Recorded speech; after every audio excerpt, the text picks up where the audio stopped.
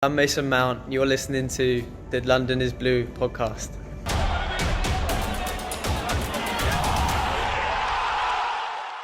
All right, Chelsea fans, welcome back to another match preview presented by the London is Blue podcast. Brandon, Dan, Nick, all here on the pod, joining you as always. If I can quote one Nick Verlaney, I will be so drunk tomorrow if we win. Why, Nick? Why are you so excited if we win tomorrow? Two reasons. First reason is beating Liverpool the day that they're supposed to lift the trophy. Priceless. That's a MasterCard thing, I think. The second reason is that we would secure a top four spot next year and advance into the Champions League, which would be thrilling. And that achievement, Dan, would unlock your Kai Havertz signing right away. It would be automatic. Are you bringing back the thrilling since 1905 slogan? Thrilling. It would definitely be thrilling. Frank Lampard's Chelsea is absolutely thrilling. And I actually think the thing that I'd be most excited for is it makes Wolves a little bit of a dead game.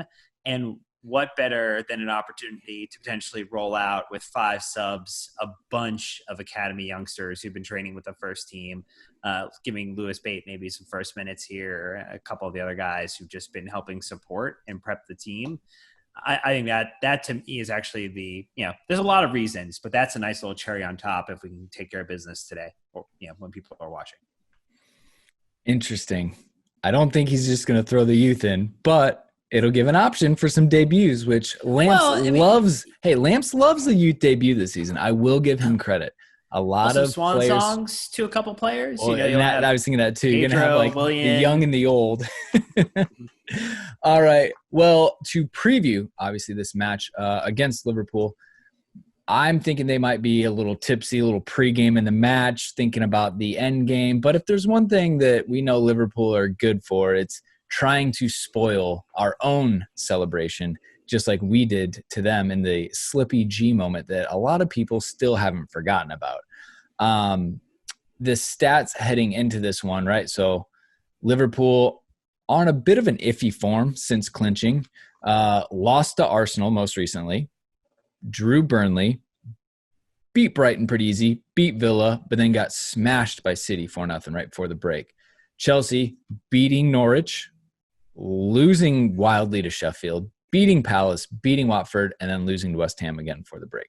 So an interesting round of results. Obviously, Chelsea just having played. Liverpool's had more time off. So we can't use the Ole Gunnar Solskjaer complaint of 2 extra days rest because we don't do that. We're a big club. Sorry, Ole. Anyways, look, Liverpool are pretty much not playing any defense whatsoever, Dan.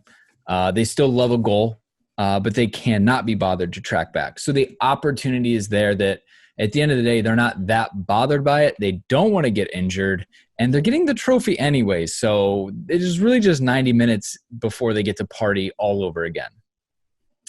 Well, I think the other thing we have to keep in mind is they also had a little bit of time off since their last match. So they've had a chance to rest, to maybe recuperate a little bit versus, after losing to Arsenal. And so, they played what you would essentially think that is their top lineup in the last match. And you have no doubt that, Mane, Salah, Firmino will most likely all start. You'll probably get the strongest back lineup that they can kind of put together. VVD, TAA, AR. Stop. We're just going to go with acronyms, more and more acronyms. In general, Nick, I think at this point, it's really just a matter of do we have the will to go out and do it and take the 3 points? Because Liverpool, to Brandon's point, have been rocky, haven't necessarily looked like the title winners in some of this element. And we're riding a bit of a bump from the FA Cup win this weekend.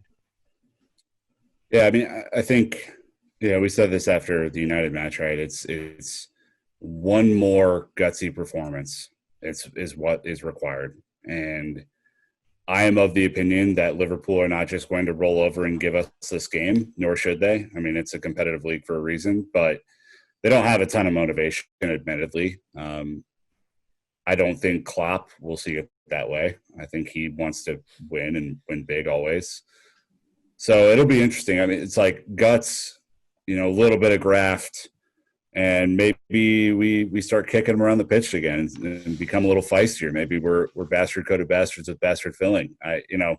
That doesn't bother me at all. I actually kind of like that Chelsea. So one more. We need one more. Just one. Just like we had kind of let United be our bogey team all season, we've been one of the most difficult matches for Liverpool all season, obviously beating him in the FA Cup. So I think that we have that going for us, though. Again, I think Klopp will be thoroughly upset that they've lost their last match, and I think he will be demanding that they recover their form just to prove they're not going to go out with a whimper, as champions. So anyways, how we get to said result is with the starting lineup and what we think. Either A, if you were manager, this is what I would choose, or B, this is what I'm predicting Frank's going to do, right or wrong. So Dan, since you skipped last weekend, I think it's only fair that we let you go ahead and throw your random 11 out first. The random 11.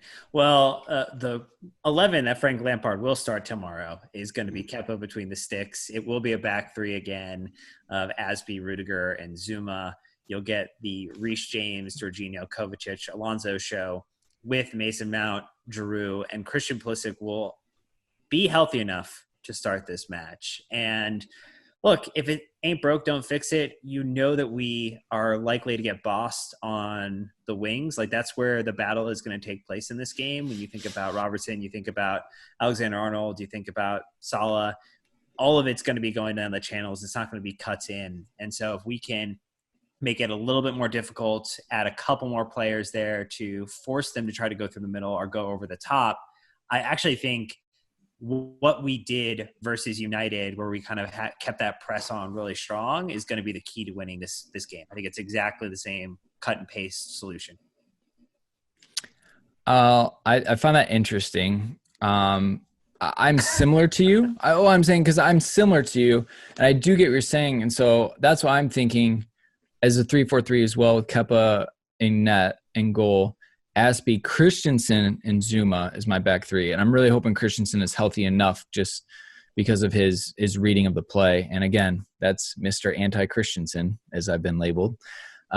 Reece James, Jorginho, Kovacic, Alonso across the middle, Pulisic, Tammy, Willian. I think Giroud is just not going to start rightly or wrongly.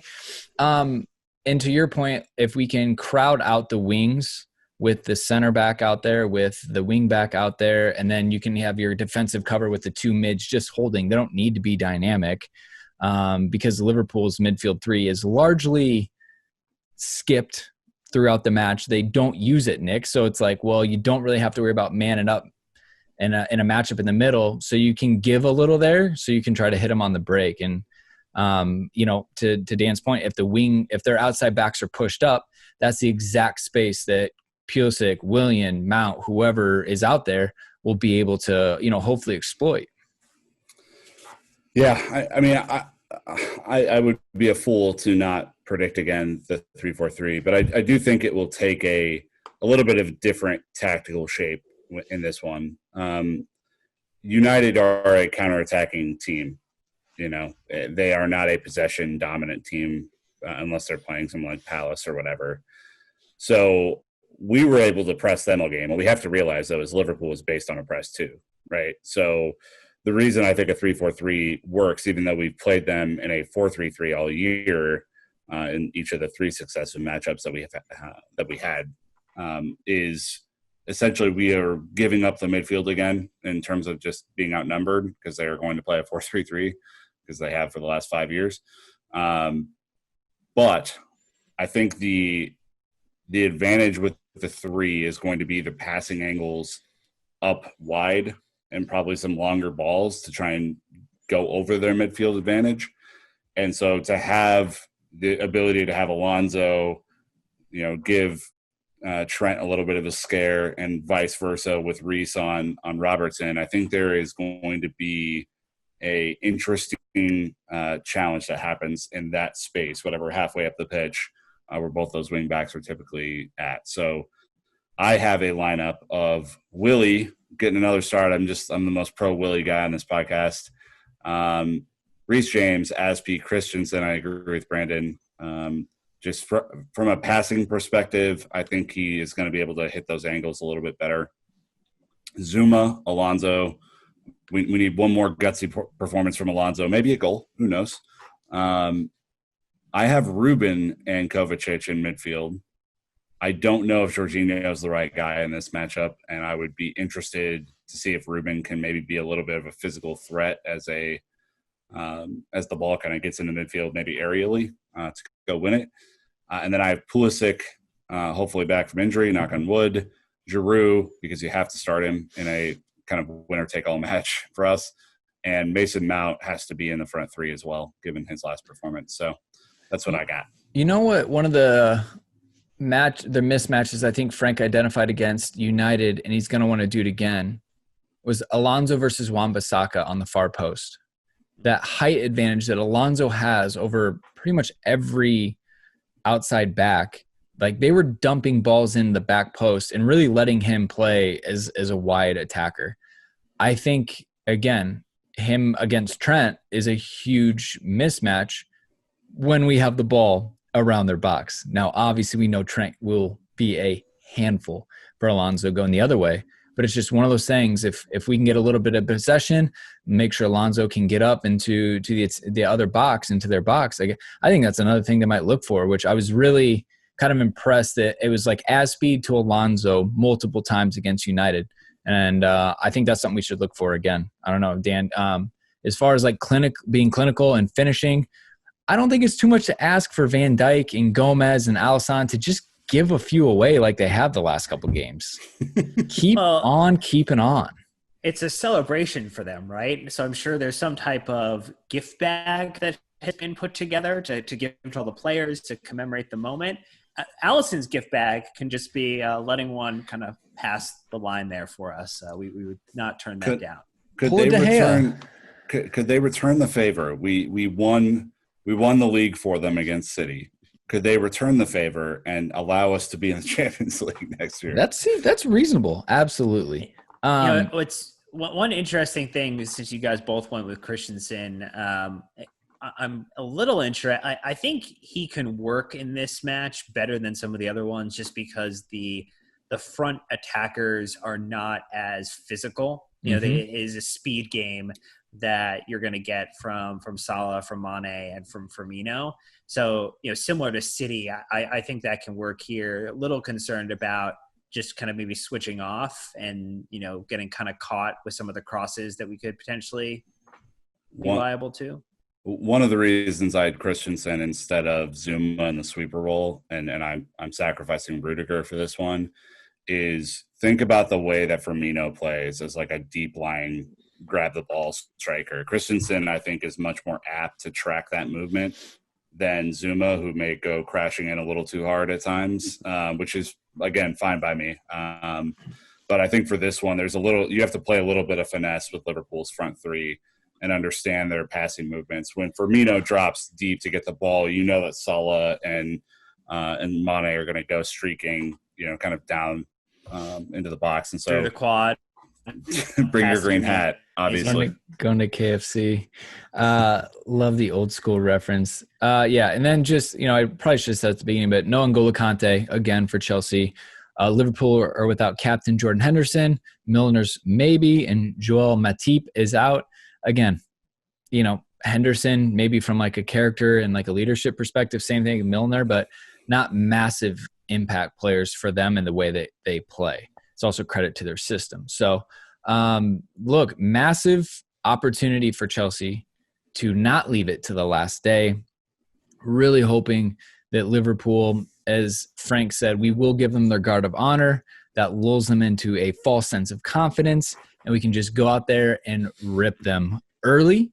And then you go one up on them. I really just think they're going to let it go, because they're not up for a fight. They're just here to celebrate. So we'll see.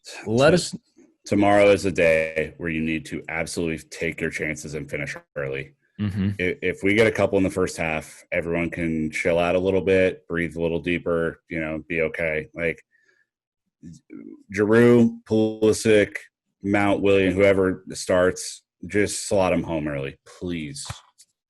Absolutely. Has to be. Put your lineups in the comments. We want to see what you have. And look, it's a big match day. So whether or not you're listening to this on Tuesday before or day of on Wednesday, it's going to be exciting. It's going to be a big one. So anyways, full match review via the podcast and YouTube will be coming out Wednesday night, Thursday morning. But that's going to wrap us up. So until next time, Chelsea fans, you know what to do. Keep the blue flag flying high.